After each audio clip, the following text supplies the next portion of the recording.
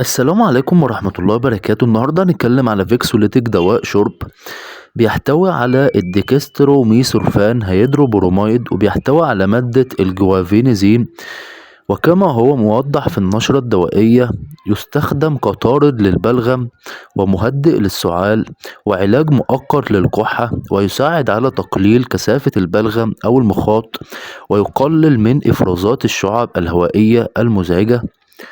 الجرعة ومدة الاستخدام والعمر المسموح باستخدامه مذكورة في النشرة الدوائية. لو بتاخد أدوية تانية أخبر بها طبيبك قبل الاستخدام، علشان لو في أدوية غير مناسب تناولهم معا لازم تقرأ النشرة الدوائية وتطلع عليها وتستشير طبيبك قبل الاستخدام، علشان تعرف أكتر عن معلومات وتحذيرات وموانع الاستخدام. ولو عندك أي أمراض أخرى استشير طبيبك قبل الاستخدام، وعلشان تعرف هل العلاج مناسب ليك ولا لأ.